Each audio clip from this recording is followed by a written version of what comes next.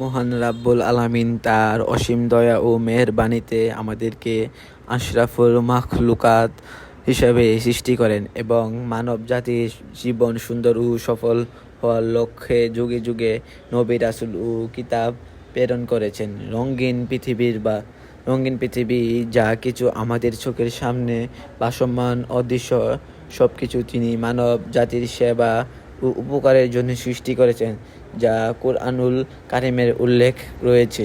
তিনি পৃথিবীর সবকিছু তোমাদের জন্য সৃষ্টি করেছেন। অন্য এক আয়াতে আল্লাহ তাআলা বলেন, তোমরা কি দেখো না আল্লাহ আকাশমণ্ডলী ও পৃথিবীতে যা কিছু আছে সমস্তই তোমাদের কল্যাণে নিয়োজিত করেছেন, আর মানব জাতিকে শুধুমাত্রই তার ইবাদত করার জন্য সৃষ্টি করেছেন, একমাত্র তার কুদরতি পায়ের সিজদা করার জন্য সৃষ্টি করেছেন, যেমনটি কুরআনুল কারিমে আল্লাহ তাআলা স্পষ্টভাবে উল্লেখ করেছে। আমি জিন এবং মানুষকে সৃষ্টি করেছি এই জন্যই যে তারা আমারই ইবাদত করবে।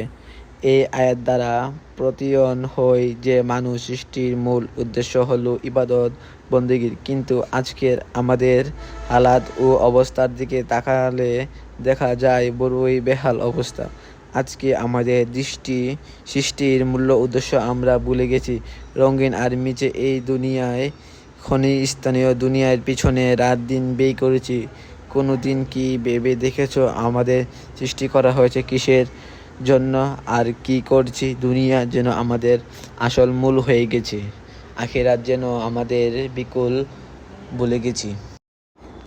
পৃথিবীতে বিচরণকারী এমনও বান্দা আছে যার দিলে আখিরাতের ফিকির উদয় হয় না, এমনও দিন অবহিত হয়ে যার কখনো মৃত্যুর কথা স্মরণ হয় না।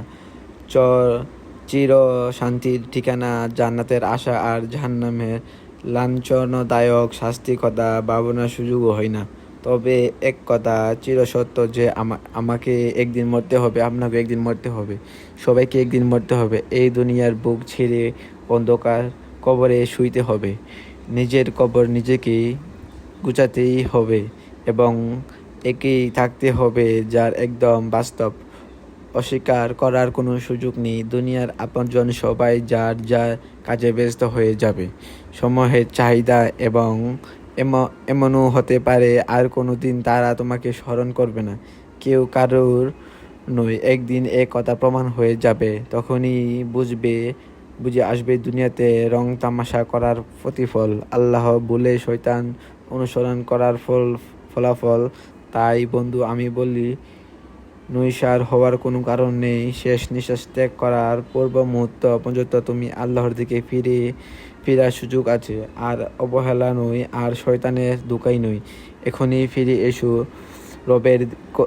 রবের করিমের দিকে, যে রব তোমাকে প্রতিদান দিতে কিঞ্চিত পরিমাণ সেদিক করবেন না, বরং কত দয়ালু আর রব কত মেহেরবান সেটা কল্পনাও করা যায় না। বরং সে প্রতিটা মুহূর্তে বান্দার অপেক্ষায় থাকে যে বান্দা কখন রবের দিকে ফিরবে। অতএব আমাদের অস্তিত্বের প্রতি লক্ষ্য করে চিন্তা করা উচিত, আমরা কি ছিলাম, বরং রব আমাদেরকে কি বানালেন। রব আমাদেরকে সবচেয়ে সুন্দর করে বানালেন।